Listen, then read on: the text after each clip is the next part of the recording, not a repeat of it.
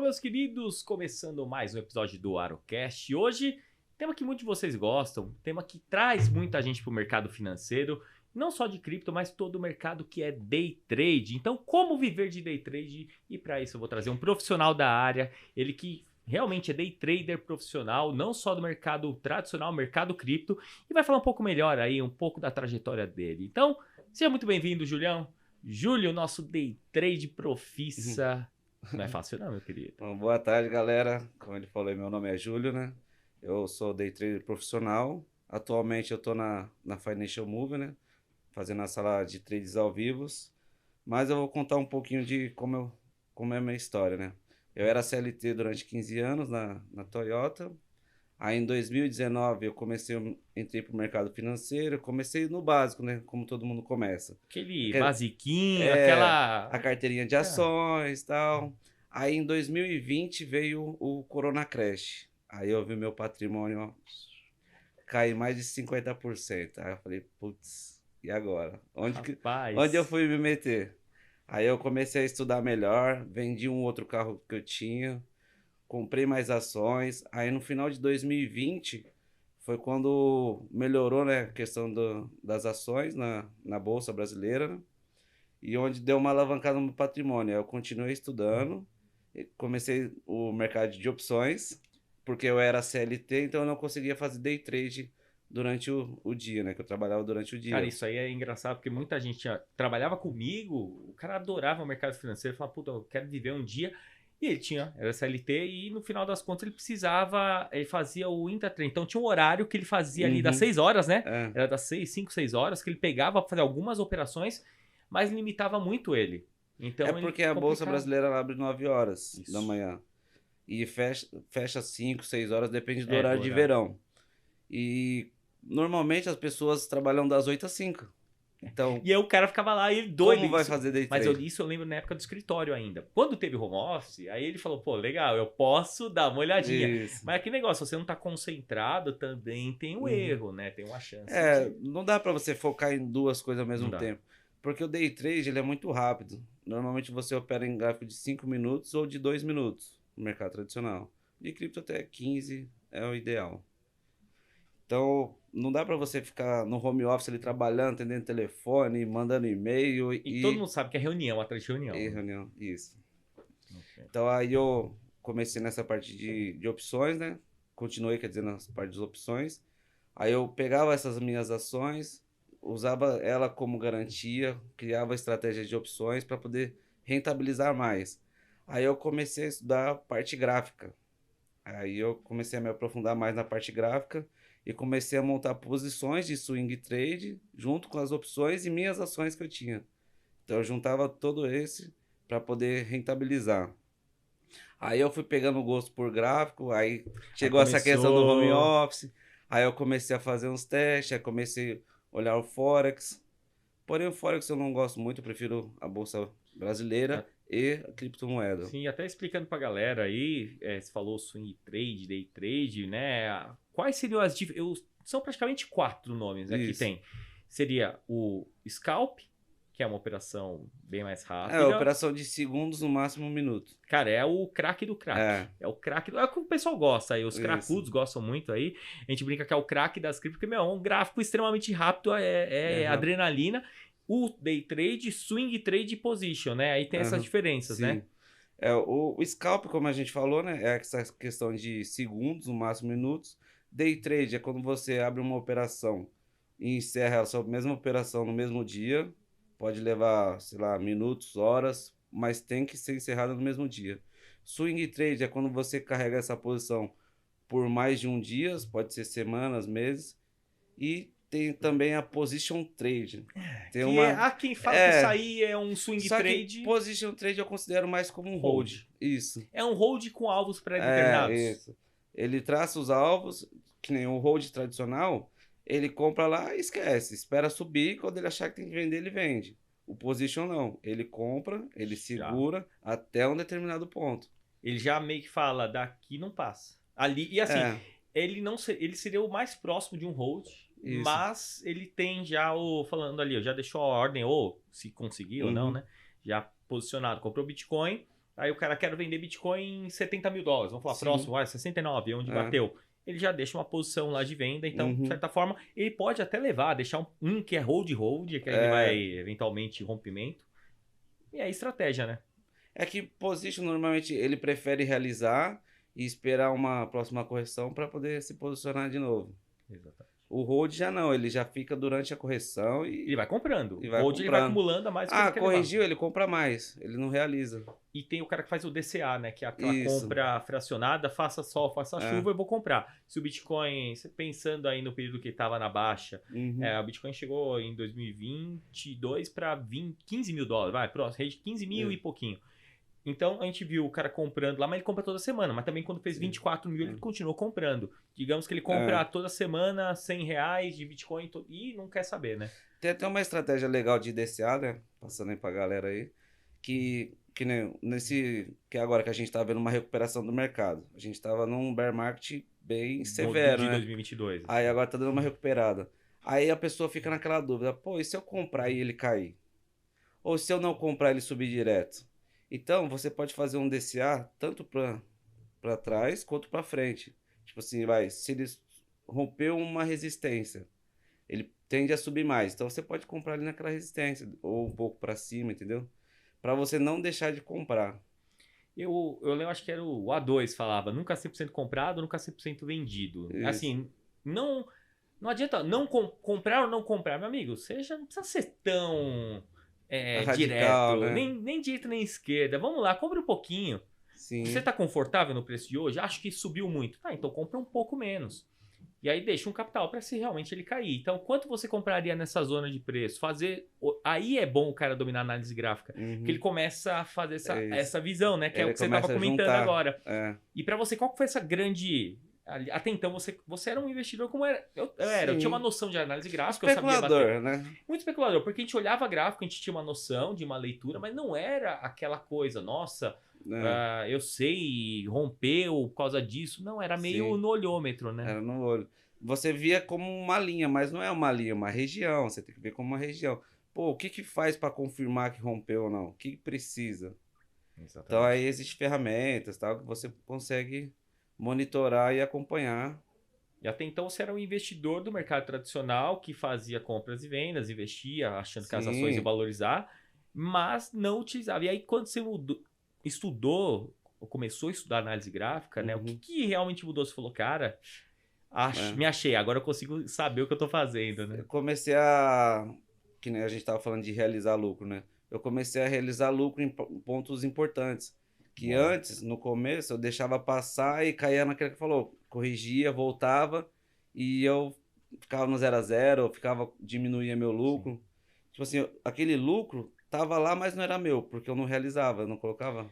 É o famoso, se não realizar, até eu trouxe um amigo aqui e falou, se você não realizar, não é nem lucro nem prejuízo, ele só tem uma valorização sobre o ativo ou uma depreciação, mas que você não fechou, entendeu? Você não fechou, é uma perspectiva, você não executou. Então, com a análise gráfica, eu consegui fazer melhor essas estratégias, entendeu?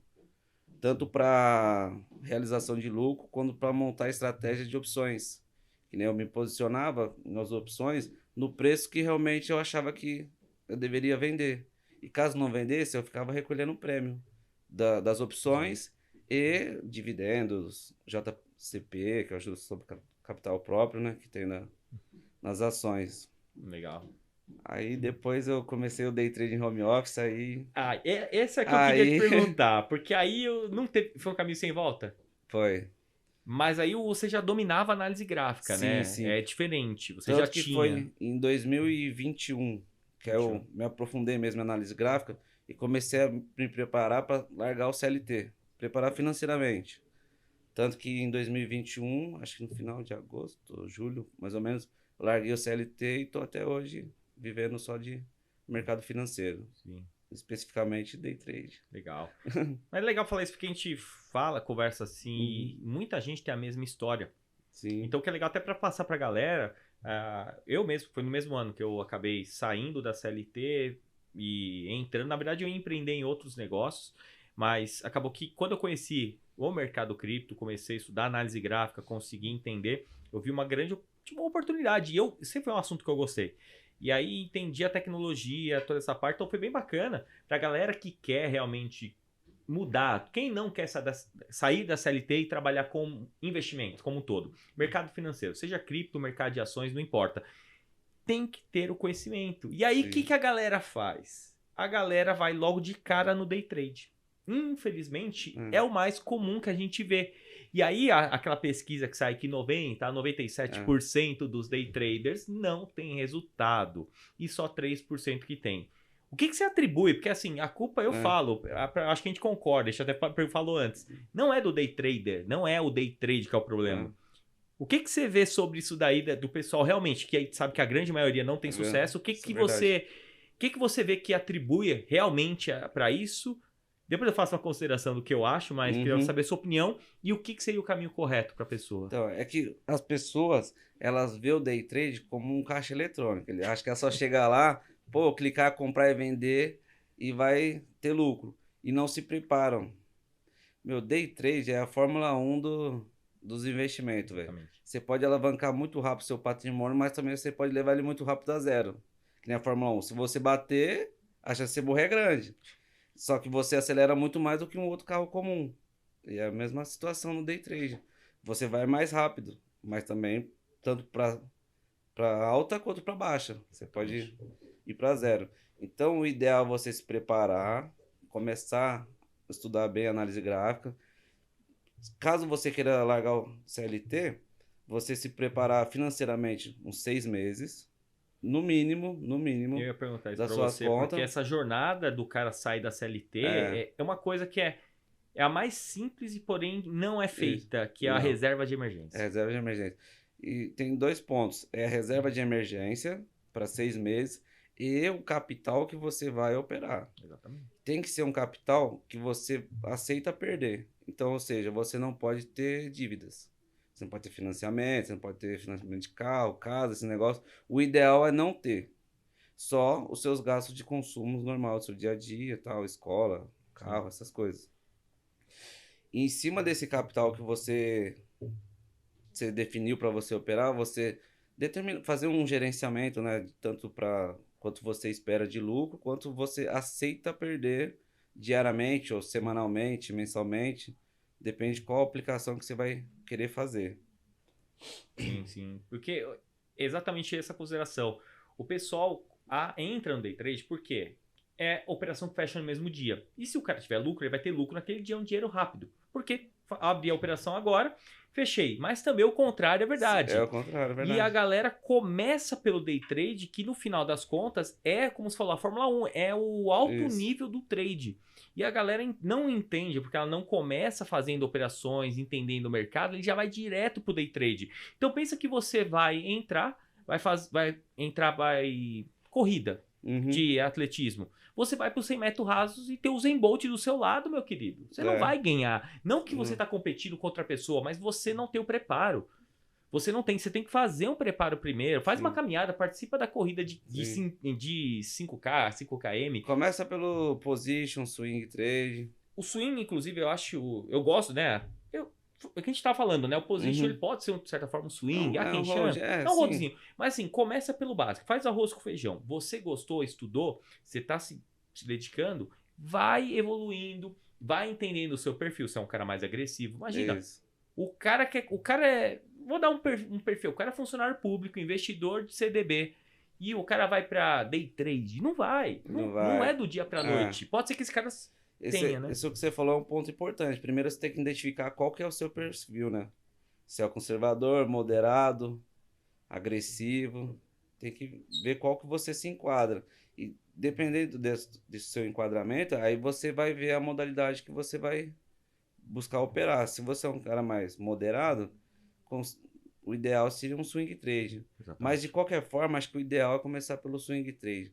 Para você criar você preparar seu psicológico e você ver a flutuação do mercado. Tanto do preço, né, do seu patrimônio, quanto do preço das ações ou cripto, o que você estiver investindo.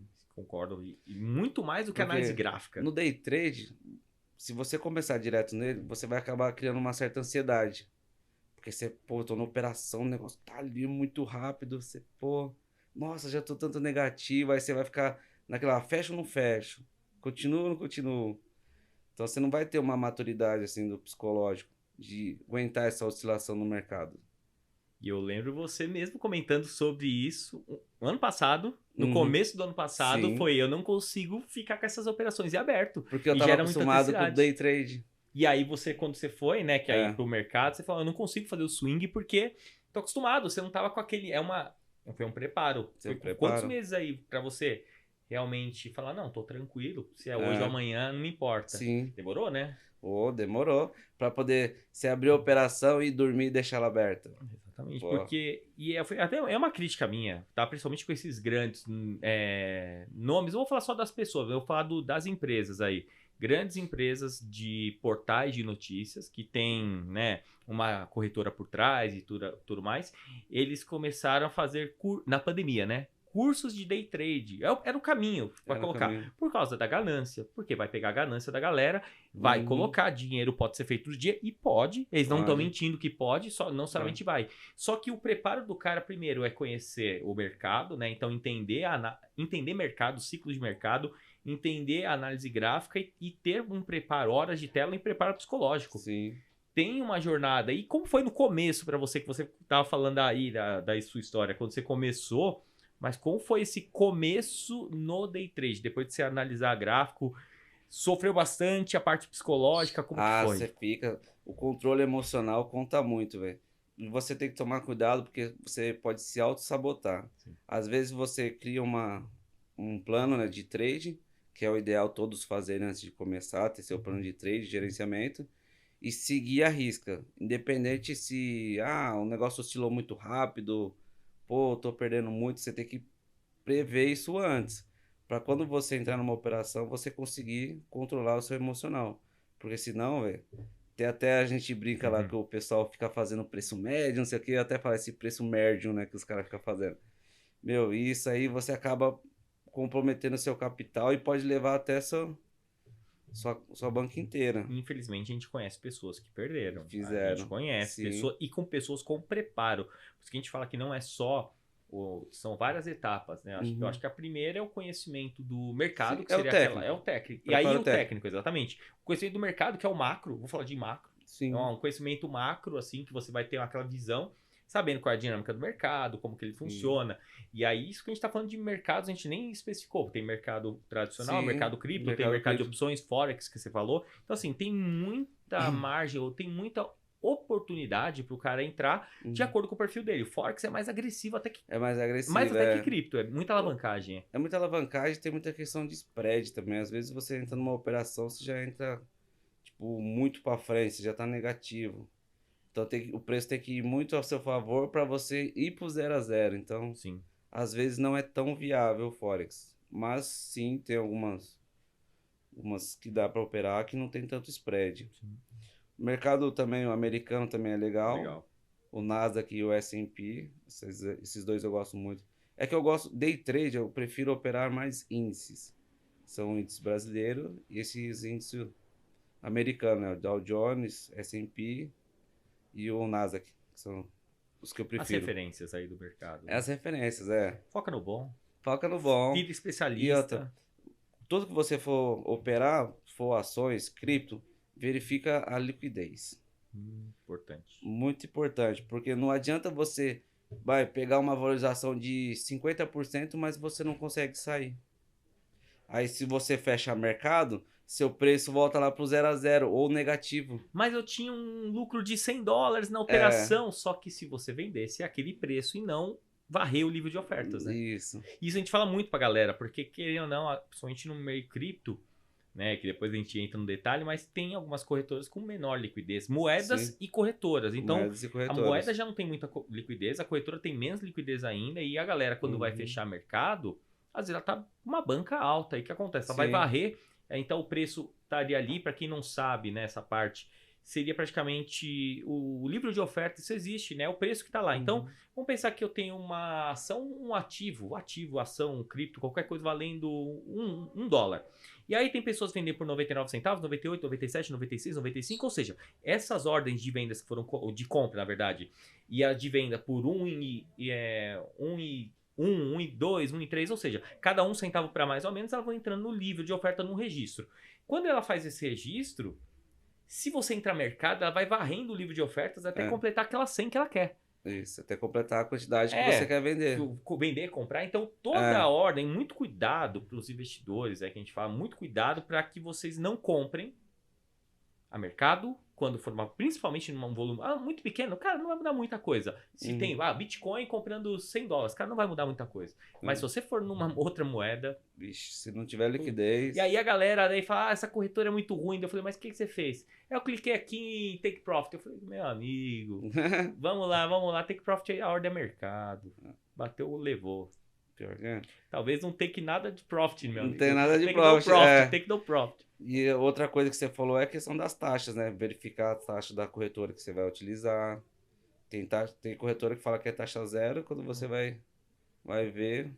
Não é taxa, aí é uma outra bonificação. Vai ter outro nome, né? Mais bonito. Tem que tomar cuidado mesmo. Isso é em qualquer corretora, tanto qualquer nacional lugar. Quanto qualquer lugar. Mundial, qualquer uma. Sim. E, Julião, eu tava vendo aqui uma coisa que eu já ia falar, e você já começou a trazer à tona. Antes de falar de cripto, eu sei que depois a gente pode comentar, para falar dos nossos cracudos aí que vão assistir com certeza.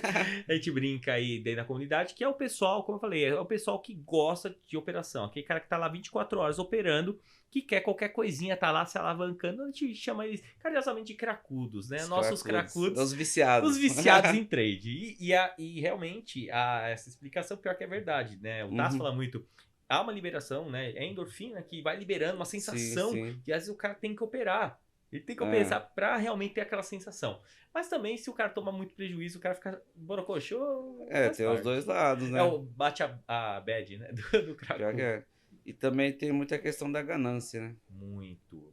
Pessoa, ganhou uma vez, 2, 3, Não, exatamente sobre esse ponto que é puxar, porque é a parte psicológica que você falou, que você estava comentando, é onde eu vejo. Porque todo mundo pode fazer o mesmo treinamento ou aprender com o cara que é o mais pica do mundo no negócio. Top. Aprendemos, o setup funciona. Mas aí tem um negócio que chama comportamento humano. Sim. E aí é onde a gente vai ver. Nós dois entramos na mesma operação com o mesmo... um sinal. Entramos numa zona de compra, alvo 1, 2... Cada um vai entrar, às vezes, com uma banca, maior ou menor. Depois eu quero falar sobre gerenciamento de risco, que você faz muito bem. Eu acho que isso vale uma aula pra galera que acho que entra. Mas, assim, primeira parte psicológica, porque no final das contas o cara vê que o mercado corrigiu um pouquinho e não tem maturidade para levar aquele trade adiante. Ele começa a ir de acordo com as notícias e operar a notícia e não mais o gráfico. Então... Que recado você daria aí pros investidores, né? Até às vezes fazendo, se tiver alguma história interessante, como foi a parte psicológica para você realmente ter essa maturidade para se tornar um trader consistente, né? Que isso, eu acho que é onde é meio que o final da jornada, né? Que a gente fala do investidor, né? Então, essa questão da maturidade é aquela que a gente estava falando, né? Você utilizar uma alavancagem baixa, um capital que você aceita perder. Quando você coloca um capital que você vai fazer falta, se eu perder vai fazer falta, automaticamente seu psicológico já vai criar aquela ansiedade. Aí se você, por exemplo, teve uma notícia que a gente tá vendo bastante do Fed aí, o mercado tem aquela volatilidade e depois estabiliza. Desde o ano passado. Ou seja, é só um susto, depois ele volta a subir. Por exemplo, você tá comprado. Começou a notícia, começou a cair, você já desespera e fecha. Aí volta. Aí ele volta. É aqueles memes que tem, né? Fala, dá pra encaixar. Comprei, caiu, vendi, subiu. Tem os memes. Então, é essa questão do gerenciamento, né, que você tem que ter. Você colocar um capital e uma alavancagem baixa para você aguentar essa oscilação. Porque não adianta nada. Você coloquei um capital baixo, mas eu coloquei uma alavancagem de 50x. Teve a notícia, oscilou 3%. Já me liquidou. E a galera, eu falo que não tem que dar linha pro pipa. Você tem que deixar o mercado, você tem que ter uma margem para ele corrigir sem te estopar. E aí o stop quem dá é o gráfico. Sim. Não é, quem vai te dar o stop é o gráfico, não é o seu achismo, Não o é. quanto. E a galera vai muito nisso. No achismo. Achismo. Tipo, não, o que a gente mais vê, pessoal começando, né? Eu acho que isso dá até pra gente falar. Antes até do cara formar o psicológico, assim, o cara entrou no mercado. Então começa que o cara vai entrar, às vezes, no mercado cripto, que tem uma dinâmica diferente de mais volatilidade. Uhum. E a pessoa não tá preparada com volatilidade. E a primeiro tá derretendo. Quantas vezes a gente não viu? Nossa, Bitcoin tá derretendo. Eu vejo lá, o Bitcoin está caindo 1%. 1%. Só que no trade dele tá 10 vezes alavancado. São 10 vezes. Às vezes tá 30 vezes alavancagem. E aí, aquele 1% se torna 30% de queda. Então, quando a pessoa não dá margem para a operação, ele não olha, ele entra como... Ele não viu o stop. Vamos falar que a operação tem stop de... Só vê o lucro. Só vê o lucro. Só vê o lucro, não vê o stop. É uma operação cara. É uma operação para swing trade com baixa ou nenhuma alavancagem. Stop de 10%. Se você alavancar 5 vezes, o cara já vai tomar 50. Né? É uma continha para dele. Então, o cara não olha isso, entra com a banca de $1.000, a banca dele às vezes é 2.000, ele entrou com 1.050, e se ele perder essa operação, ele perde 1/4 da banca total. E esse que é o problema. Você falou de 2.000, vamos supor que ele entrou com 1.000. Se ele perder 500, depois para ele recuperar esses 500, ele vai ter que, abrir operação com mais dinheiro. E o que ele faz na sequência? O famoso trade da vingança. O trade da vingança. Aí ele vai lá e abre um trade com 1.000 de novo. Aí se ele perde mais 500, ele não perdeu só 500, já perdeu 1.000. Ou seja, já perdeu 50%. Ele precisa fazer 100% agora. Então, se você perder 500, perderia 25%. Para você recuperar esses 25%, é mais difícil. Porque você não tem mais 2.000, você tem 1.500. Então, seu percentual vai ser em cima de 1.500, não vai ser mais em cima de 2.000. E as pessoas não... Acho que uma falha também de quem está começando... Vamos pensar esse exemplo que a gente deu. O cara tem 2.000 como banca. Ele começa a entrar em operações, vamos dizer, com $300. Ou vai, $200, que é 10% da banca. Só que a partir do momento que essa banca sobe ou desce, ele continua com o pensamento numérico e não de percentual. Não percentual.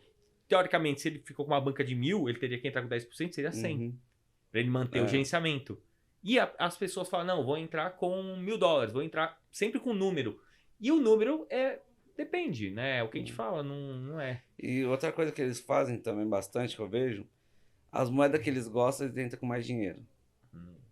Aí colocou o coração no negócio aí, colocou o coração. Tem Deus. Pessoa que pega aquele carinho pelas moedas, eu vejo bastante na live. Eu até apelidei algumas moedas de algumas pessoas. Tem os caras, pode mandar pro Marcão, 55. Isso. Marcão, essa é sua. Marcão vai estar assistindo aí. O Ricardão, Maker. Maker. É que negócio. A Patrícia RSR. Já decorei, já deixa. Todo mundo, eu sei, igual o Tasso tem a Litecoin. Mas assim, Litecoin em 2021. Sim. Não quer dizer que em 2023... Performou bem essas últimas semanas. Hein? Cara, a Litecoin começou desde janeiro, né? Desde Ela janeiro. Começou... O mercado cripto em si, né? Tudo. Janeiro. Eu acho que assim, se o cara não fez muita cagada... Assim, se o cara foi muito louco, ele fez dinheiro. E eu falo porque, por exemplo, no mês de janeiro, DeFi mesmo. Então tem estratégia. Eu comecei fazendo no dia 1º de janeiro, eu montei a carteira lá do multiplicador cripto, lá da mentoria. Então, tudo no DeFi. Então, como que vão ser os ganhos? Tem mês, eu não sei. Eu montei com $10.000 e a ideia é chegar a 100 mil no final de um ciclo de alta. Sim. Essa carteira vai ser sempre com esse valor, tal. Se eu quiser outra, eu jogo para outra carteira para fazer.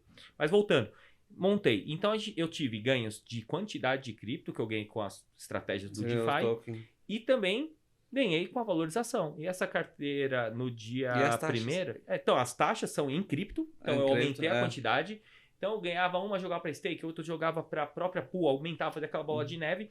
E no dia 1º de fevereiro, ela estava com 53%. Ou seja, de $10.000 foi para 15 mil. Então, quem fez qualquer coisa, estava posicionado, ganhou dinheiro nesse mercado. Bitcoin subiu 40%. Altcoins subiram geralmente mais. Então, quando você faz uma carteira... Tem altcoin que subiu 350%. Gala, de uma vez, ela subiu 200%. Então, assim, teve altcoin que subiu 350%. Teve muita coisa do final do ano, que foi falando só de janeiro, né? Esqueci de fevereiro, mas falando só de janeiro. Foi um mês que, cara, qualquer coisa que você fizer, devia ter. Qualquer token que você Shiba. comprasse. Aí o que acontece? Aí começa a Qualquer voltar pros tokens de meme, que naturalmente tem um temperamento explosivo, especulação de moeda do Twitter, moeda disso aqui, mas no final das contas não volta a não ter nada. Não vai ser. E aí é no máximo um trade, né? E o que você acha dessas moedinhas aí? É porque a gente falou, pô, a carteira legal, subiu tudo, cara. Mas o que você acha do pessoal que começa investindo? Você falou do cara que tem o amor.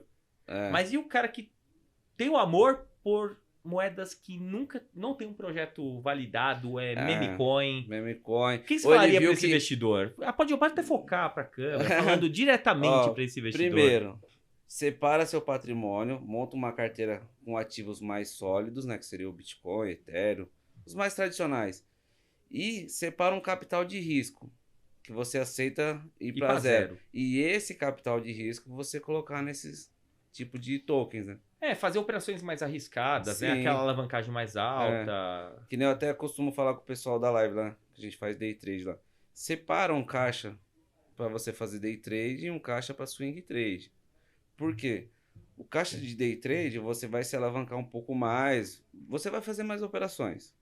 E o de swing trade são stops maiores, então você vai ter que entrar com um valor maior e diminuir a alavancagem, para você ter um rendimento legal e aguentar essa oscilação, né? Sim.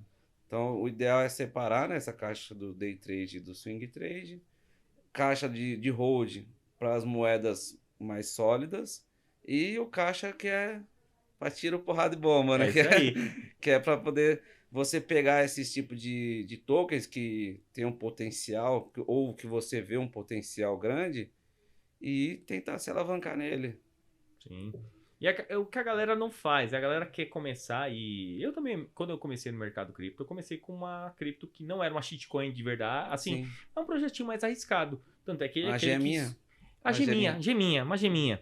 Não era uma meme coin, assim, dos males o menos pior, e talvez é um projeto que tá aí até hoje, mesmo que desvalorizado ainda com as consequências do bear market, é um que só vai atrair tração se o mercado for subir, você sabe qual que é. É a Kim. O meu foi a Kim. Então, assim, eu não tenho mais posição nela, não tenho mais, eu fechei quando ela voltou. Eu falei, não faz mais sentido pra mim nesse momento. Talvez agora que ela caiu muito, não sei. Eu vou estudar se realmente como tá o desenvolvimento dela. Pega um lucro. Exatamente. Só pra falar, eu não vou ficar de fora da festa, tem muita gente que gosta de fazer isso. Então o que você faz? Pega o lucro, pega algo que não vai, que pode ir pra zero, meu amigo. Pô, você fechou um mês com 5%. Pega 1% desse lucro e coloca lá. Foi o caso que eu fiz em algumas operações. Quando eu montei time de Axe, eu peguei, tirando os 2 primeiros times que eu coloquei investimento, eu tive retorno sobre esses times, esses 2 primeiros, e depois eu aumentei, eu tive no total 10, que eu mesmo gerenciava. E aí, quando eu montei o time, eu peguei dinheiro de lucro. Era uma época que tava dando muito bom nos trades. Aí eu acho que eu peguei uns $3.000 e apliquei para montar vários times. E aí eu montei, fiz as coisas. E depois ele começou a mudar as regras. Ele começou do nada, tinha tantos SLP, sem contar o token. Eles tiveram que cortar. E do nada eu fazia 300, caiu para 150, quando era bom. E assim, e aí o preço também caiu. Foi uma cagada econômica para manter o preço, o que seja. Não foi muito bem gerido. Não era tão gerido, sustentável, né? Não, daquele modelo não estava preparado para o nível que foi. Quem sabe no futuro, assim, minha exposição agora são os AX estão parados lá, mas foi um dinheiro de lucro. Então, quando esse dinheiro foi para, vou falar, não considero nada, se o AX valer alguma coisa um dia... Você não tá perdendo. Eu não tô perdendo, porque assim, não foi o dinheiro de lucro. E é o que a galera faz, ela pega, inclusive eu lembro de gente falando, pegando dinheiro emprestado no banco. Não peguem dinheiro para investir, principalmente no mercado. Nunca pegue para investir. Principalmente no ativo. Você quer investir na sua empresa, é uma outra coisa. Sim, você financiar projetos, projeto seu. Aí, Agora não vai colocar no mercado. O que o pessoal faz? Quer montar a caixa do trade. Você vai financiar o projeto que já existe de outra pessoa que você acha que vai dar certo. Resumindo, vai dar merda, não tem como fazer, pessoal. Então, muito cuidado. Há exceções, pessoas que conheço que já fez Existem histórias, sucesso. Teve até uma lá em Balneário, não sei se você lembra, o cara que pegou acho que 500 mil. Aquele lá... 2 milhões, eu acho, 3 milhões. Mas aquele cara lá, ele convive com o risco, acho que em tudo, né? Ele gosta de risco. Mas hoje tá bem, Mas é o perfil. É o perfil. Por isso que o importante é você identificar o seu perfil. Que nem você falou a questão de oscilação lá de 1%. Quem vem da bolsa tradicional, 1% de uma ação oscilar no dia é bastante. Agora, cripto oscila 1 hora, minutos. Ah, 1%, aquele 1%, eu não tô nem aí. Agora, se acima de 5 eu começo a olhar. Mas se é altcoin, ainda Sim. aceito para 8. Se for Bitcoin 4%, eu falo, não, realmente, hoje tá com um pouco mais de oscilação. Mas Sim. também eu já vi, eu lembro a primeira vez. E aí até perguntar, né, falando do mercado cripto, né? Como foi a sua mudança? Que você tá falando até então da bolsa, mas como foi que você entrou no mercado cripto? De fato. Foi quando eu tava nessa preparação, né, para me largar o CLT. Aí eu comecei a aprofundar na análise gráfica e eu procurava outros mercados. Qual do horário também? Casa do horário. Aí eu vi cripto 24 horas. Falei, é esse aqui que eu vou. É aqui mesmo. Aí eu comecei a acompanhar, né? Antes de operar, comecei a acompanhar. Falei, caramba, meu, esse negócio, a volatilidade é grande. E a volatilidade é boa para o trader. Sim. O trader opera a volatilidade. Ele é um especulador. Isso. Volume, volatilidade e padrões que ele vai operar. Opera padrões. Quanto maior a volatilidade, pro day trader é a melhor coisa. Ele ganha nessas oscilações de preço. Ele é um especulador. Diferente do hold, que ele compra e aguarda um longo prazo. O day trader não. Ele quer pegar aquela oscilação daquele dia ali.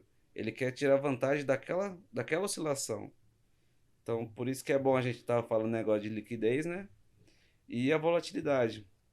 Tem que conciliar os dois, porque só ter volatilidade também não adianta. Pode ser até pior. Tem que tomar... Eu acho que assim... Se for muito volátil e pouca liquidez, é pior. Porque a hora que você quiser sair...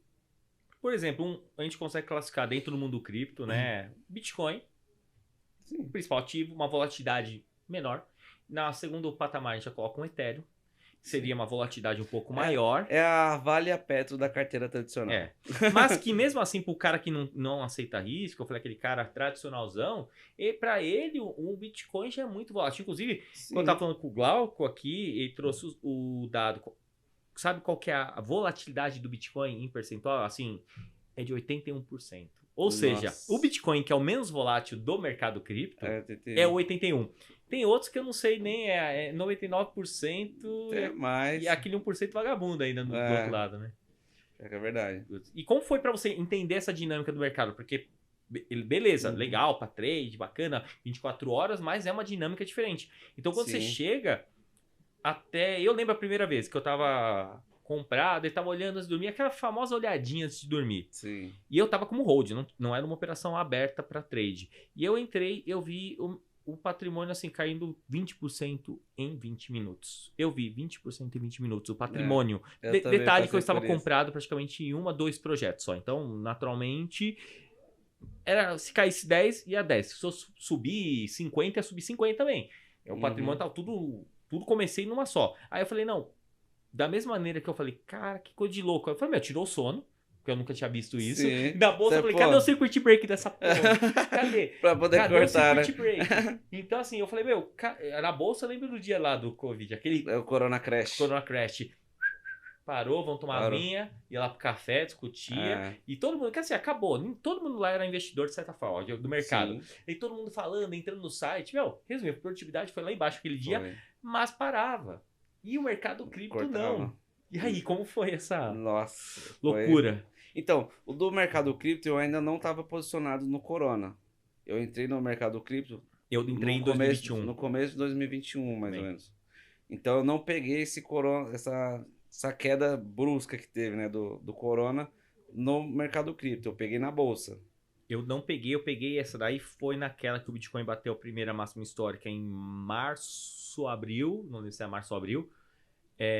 E aí ele teve uma correção de... Não foi o Bitcoin que corrigiu, mas assim, foi quase 20%. O Bitcoin corrigiu 10%, 12%. E a outra corrigiu 20% em 20 minutos. Foi assim, é um candle que eu falei, e aí? E eu não conhecia o mercado, então não tinha um conhecimento ainda do mercado. Eu falei, e aí, morreu? Não tinha o psicológico. Eu falei, cara, eu não sei, me tirou o sono. Depois eu... E aí, quantas vezes eu olhei antes de dormir? Aí vi que ela deu aquela... aceitou, eu falei, não... Beleza, não morreu, o mercado tá vivo ainda. E aí eu falei, legal, achei interessante, falei, vou buscar conhecimento. E aí foi onde eu comecei no mercado e aqui estamos, né, desde então. É um mercado que eu gosto muito, acho que tem muita oportunidade. Eu acho muito promissor. Eu também acho. Como a tecnologia. É o mais promissor, o mercado mais promissor que eu vejo hoje. Que nem você falou, tecnologia. O mundo está em constante desenvolvimento tecnológico. por que não você se aprofundar nessas tecnologias que tá vindo, que é a criptomoeda? Sim. Hoje você vê, os bancos já estão querendo aderir, já estão vendo, usando blockchain. Tem bancos já usando blockchain. Usando até mesmo DeFi, os serviços, né, de financeiros Sim, descentralizados. de Tem empréstimo, vários. eles estão pegando empréstimo, que eu vi. E eles colocam... A verdade é a seguinte, os grandes vão entrar onde dá dinheiro. Onde dá dinheiro? Sim. Eles não querem saber se é blockchain, se quer... Eles querem saber se dá dinheiro ou não. E principalmente no serviço. E a tecnologia realmente é muito promissora.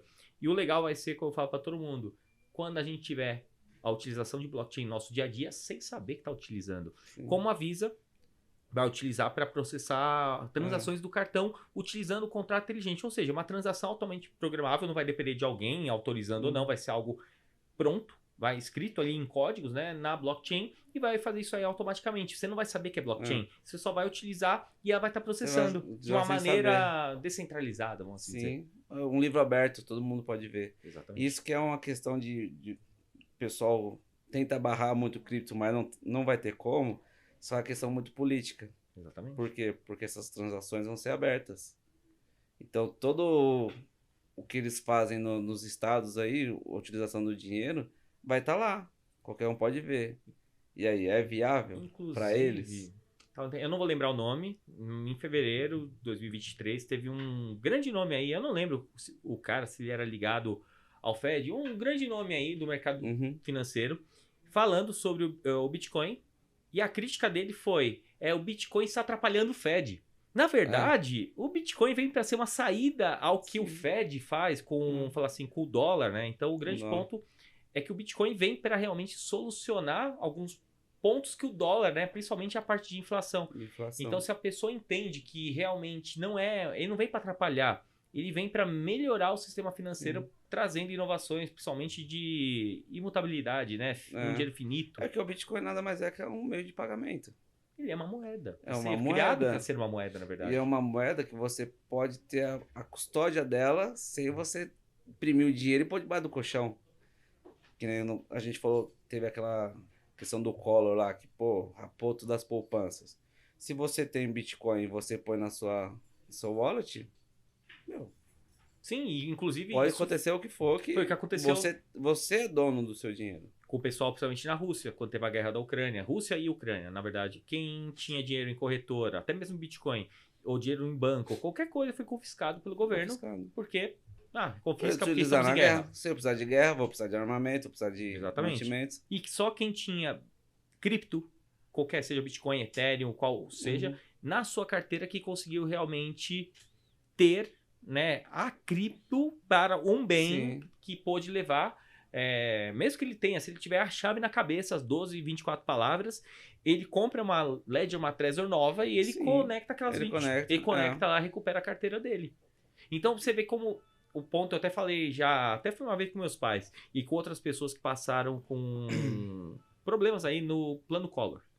Eu falei, se na tua época tivesse uma oportunidade de você ter um dinheiro que não possa ser controlado por nenhum governo, estado, banco, nem nada, ninguém, somente você, ou quem tiver a chave, né, explicando, você teria pelo menos parte do seu, com certeza. Eu falei, prazer Bitcoin. É exatamente o que eu falo pro pessoal. Então, dá pra gente fazer essas analogias até para trazer mais investidores pro mercado, até mesmo investidores que já passaram por estresses de mercado, seja por causa de governo, seja pelo que for. E quando a gente fala disso aí, para muita gente estar assistindo, eu tenho certeza que conhece alguém que passou aqui no Brasil no plano Collor, ou que já teve algum outro país, e por aí vai.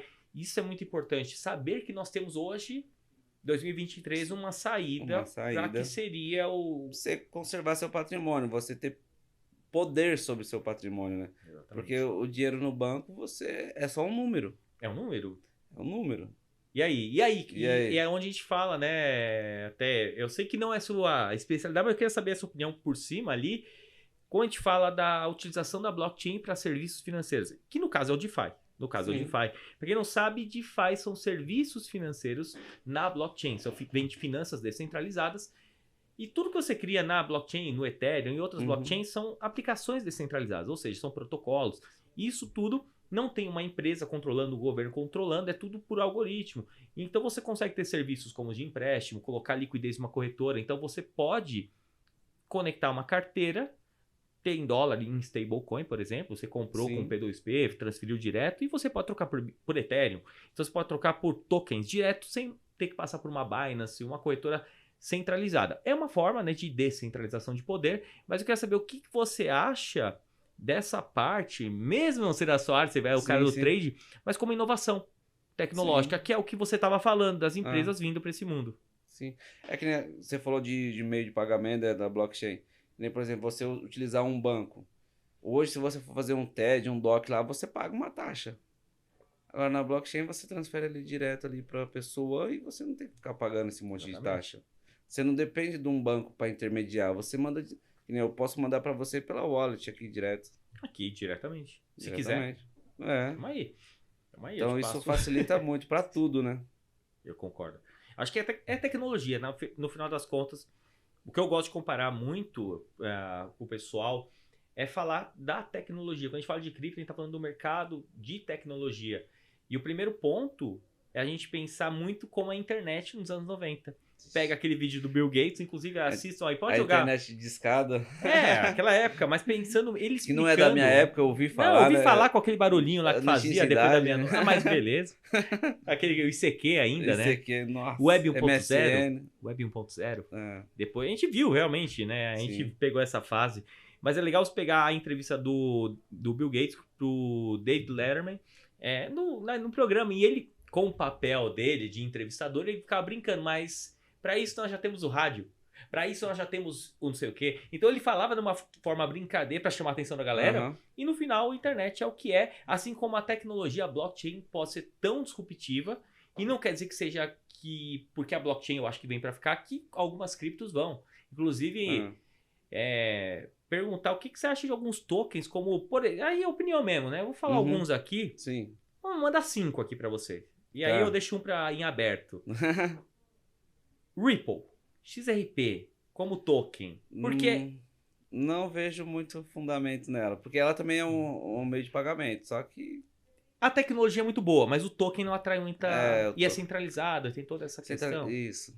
Então já foge um pouco do conceito cripto. Eu vou até mandar um abraço pro Junê, meu amigo, que gosta muito de Ripple. E ele fala, ele gosta, ele tá nos Estados Unidos, então lá tem uma comunidade muito forte. Mas eu falo, Junê... Nos Estados Unidos é forte. Tem. Sabe por quê? Os caras estão comprando até a tampa. Aí o que acontece? Eles fazem conteúdo pra fazer que a galera compre. Sim. O BitBoy é um que o cara parei de seguir. O cara é muito ruim, velho. Ô, youtuber fraco. É o maior do mundo. Ele quer manipular. Mas ele quer manipular o mercado, velho. Pra quê? Pra ele trazer muito pessoas ruim. Pra levar o preço e ele conseguir sair. Ele quer. Mas assim, Julião, um abraço. Mas fica aí, ó, fica a dica. O Ripple é ótimo, mas o token, falando do token, a tecnologia é muito boa. Inclusive, ela é utilizada por bancos, até o Nubank. Eu tenho um banco aí que eu acho que ia colocar como transações em vez da Swift. Então, a tecnologia mas isso não se aplica ao token. Então, por mais que tem que tomar cuidado, né, de projetos. Outro para falar, Ethereum. Vamos pelo básico. Ethereum eu vejo bastante fundamento nela. Questão de contratos inteligentes, né, que é o que é mais usual. Que eu vejo daqui alguns anos, por exemplo, essas construtoras. Construir um prédio enorme, quer vender. Pra que ficar pagando uma empresa terceira, fazer aquele monte de contrato, aquele monte de papel? Pode fazer o contrato na rede Ethereum.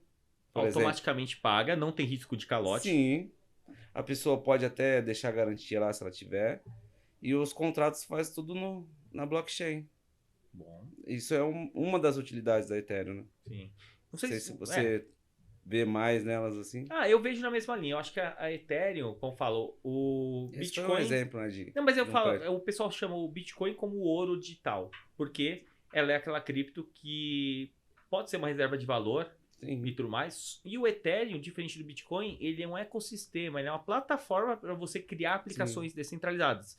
E com o que você paga as taxas de qualquer coisa, seja na Uniswap, plataforma da OpenSea, com o Ethereum. Então, da mesma maneira que o Bitcoin é o ouro digital, o Ethereum é o petróleo digital, porque você paga as taxas em todas. Então, é o combustível para manter aquele ecossistema. Exatamente, e é o que o pessoal fala. Então, eu vejo muita assimetria e usabilidade do Ethereum. Mais do que o Bitcoin, apesar do Bitcoin ter uma característica única e não Sim. temos o que falar. Nem vou te perguntar do Bitcoin, porque a gente já sabe. Aí É, vou deixar para outra. E Polkadot. Antes, pode falar é que antes. você falou de Bitcoin. É que Bitcoin hoje está considerado mais uma reserva de emergência, você falou.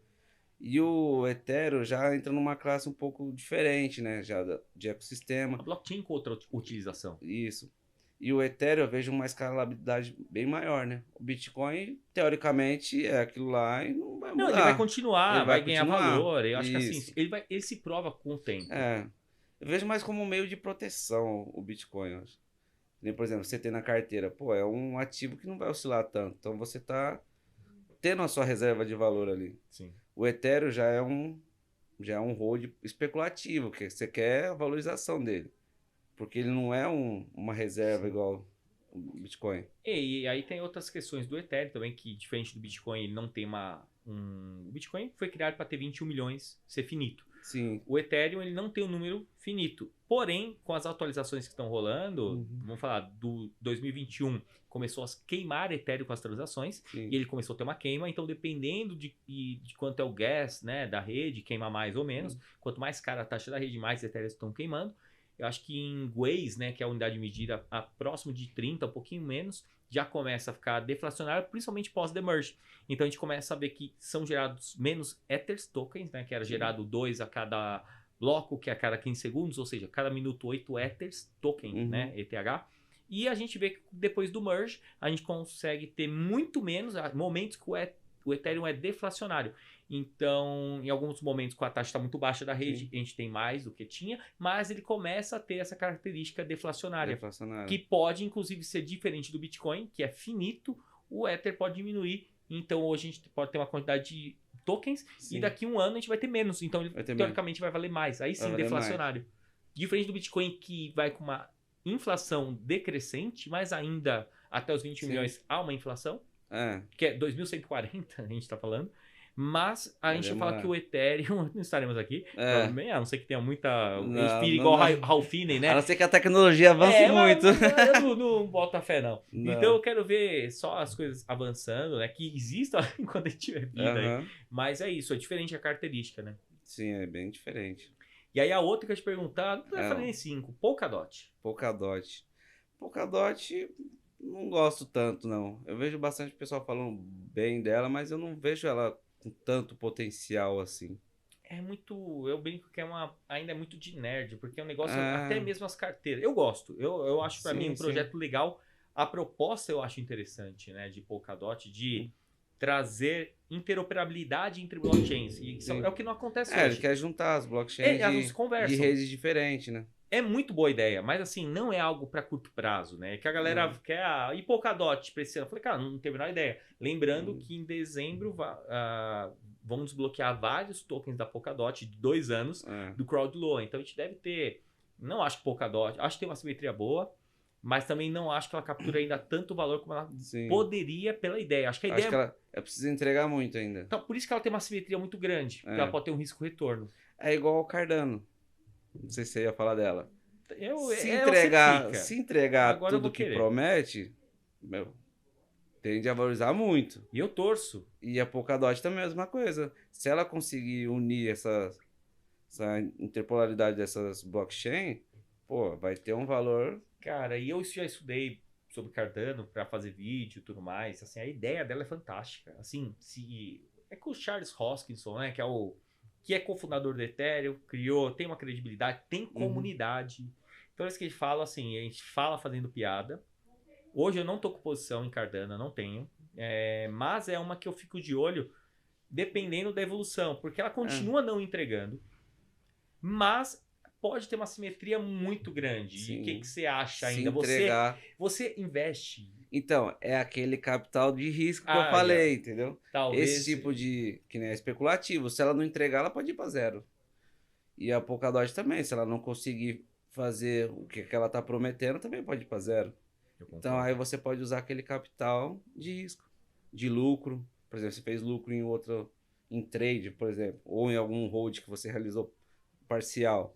Você pode colocar em Cardano e deixar lá e aguardar. E outra coisa que você falou que é bem importante, a pessoa for montar a carteira de hold, olhar a comunidade, os desenvolvedores. E isso... Lê o white paper. Isso ninguém Quem faz. quer olhar A tokenomics. pessoa quer entrar lá no Instagram, ver um influencer, qual moeda que ele falou? Essa aqui, eu vou comprar. Mas não sabe para que ela usa. Então, o ideal é você estudar, ver a usabilidade dela, ver se faz sentido para você. Sim. Antes de sair comprando um monte. E aí a última, tô falando só de coisa boa, tô te colocando em trocar dano, aí a última seria Chainlink, a Link, o token. Chainlink. Você gosta? Meu, gosto e essa eu tenho bastante posição. Inclusive, acho que é uma das minhas maiores. Assimetria, acho que Por assim, quê? muito interessante, explica. pra Questão galera. da Web3. Porque ela é um oráculo. Ela vai unir os nossos dados pessoais com a blockchain. Então, ela vai intermediar. Então, tudo vai precisar de oráculo. Tem outros oráculos também, mas hoje ela Domina, assim, ela domina. mas não é que domina pouco, domina muito. Domina muito. E para ajudar, saiu o staking. Saiu o stake. Ou seja, você é hold dela, você ainda consegue rentabilizar no stake. Exatamente. Então vai ser um outro ponto bom.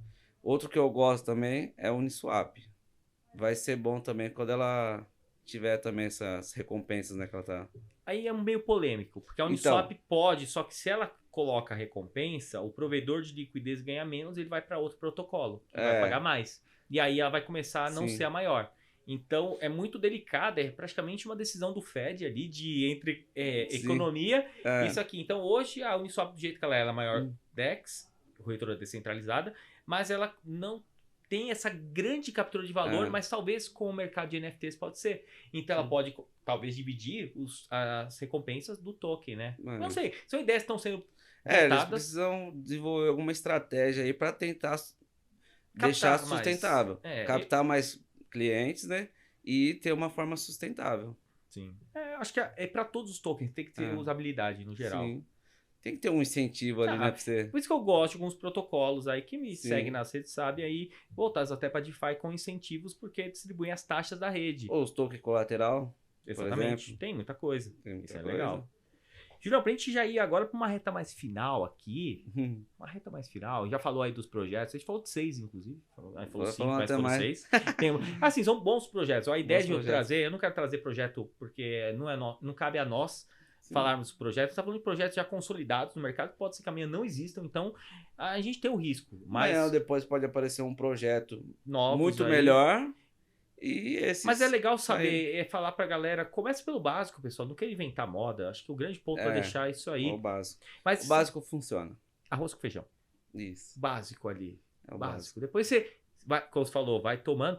Mas uma coisa pra falar e a parte final, deixar uma dica aí para os investidores, eu sei que você já foi falando várias vezes sobre, mas o cara tá começando sobre gestão de risco. No trade, o cara que começou agora, e às vezes o cara tem, vamos jogar uma banca de 1.000. R$1.000 que seja, mas pensando 1.000, tá? Pro cara, como que esse cara poderia se posicionar para começar? Falando de alguém que é profissional da área, que eu vejo que você passa muito pra galera. Eu falo. Mas você tem que falar aí, galera. É o que a gente falou de percentual. Exatamente. Eu tava falando de gestão de risco, né? Por exemplo, R$1.000, $1.000 lá. Eu gosto de utilizar 10%. 10% de quê? Disposição. Então, esses 10% de exposição seriam 100. Então, nesses 100, eu sou um cara que gosta de operar mais. Pô, eu divido esses 100 em stop de 3 operações, 4 operações. Eu não gosto de ter tantas posições abertas. Eu posso dividir esses 100 em stop de 2 operações.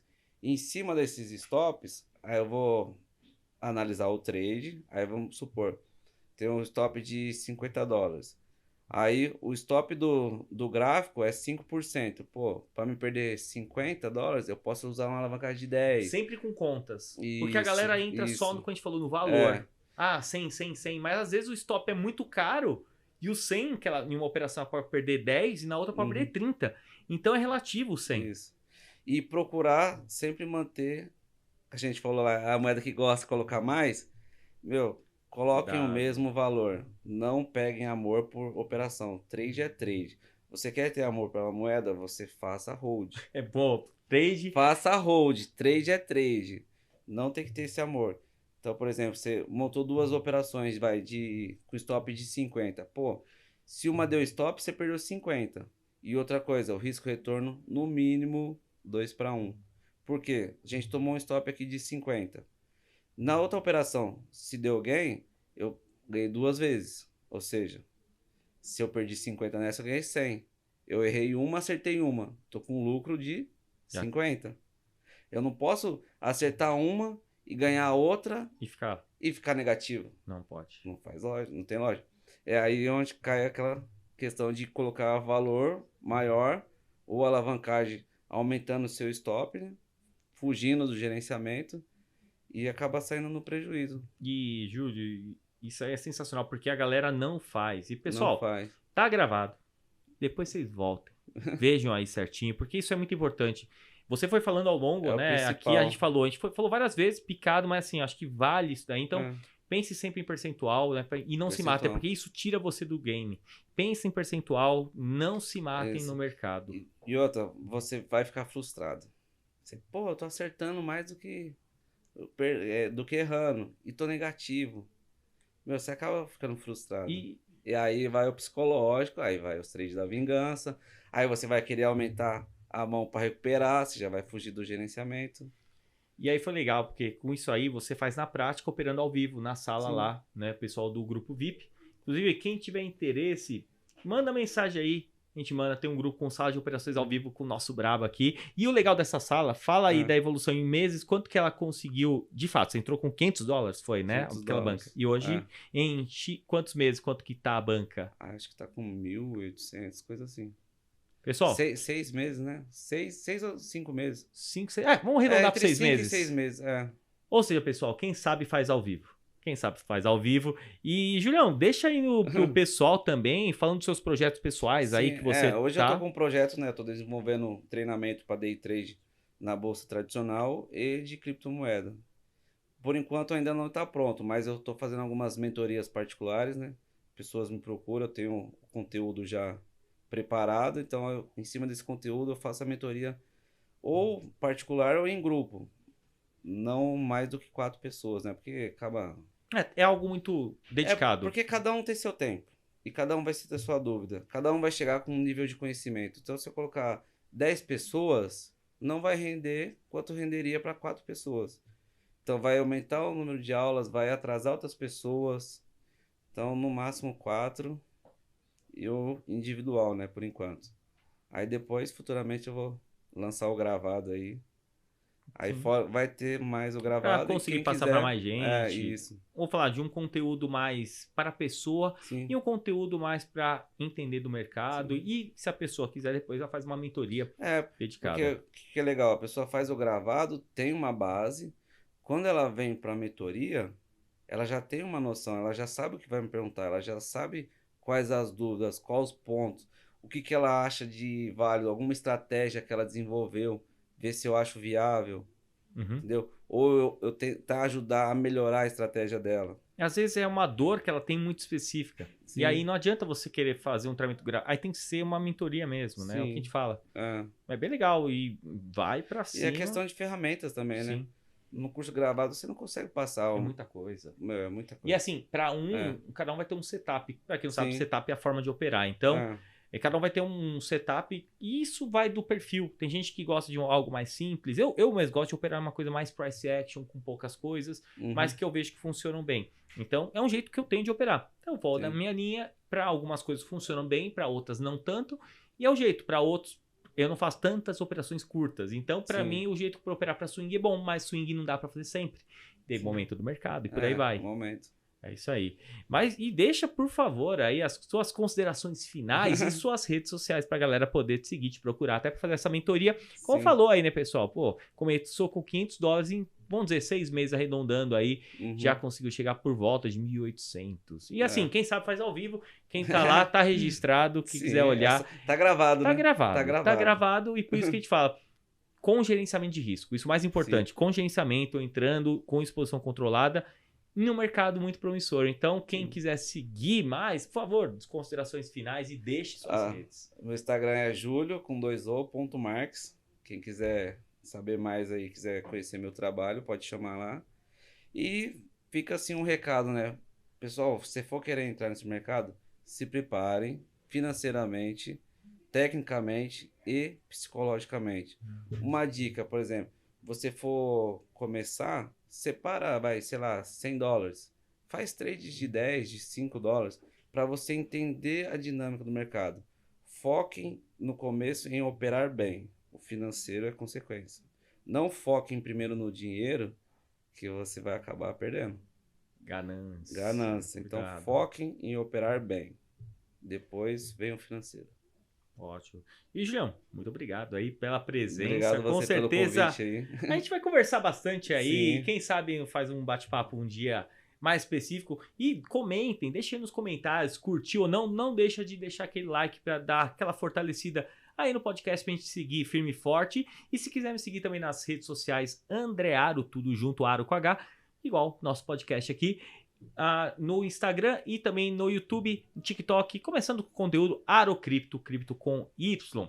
E é isso aí, pessoal. Espero que vocês tenham gostado, entendido melhor. Esse tema aqui realmente é polêmico, mas eu queria te falar, a culpa talvez não é do day trade e sim do trader. Então se preparem, cuidado. E é isso aí, deixa nos comentários se curtiu ou não, se quiser, tiver alguma dúvida. Vou deixar também as redes sociais do Júlio aqui embaixo. Tamo junto, pessoal, e até os próximos capítulos. Tamo junto. Pessoal, Semana que obrigado. vem, estamos de volta. Um abraço.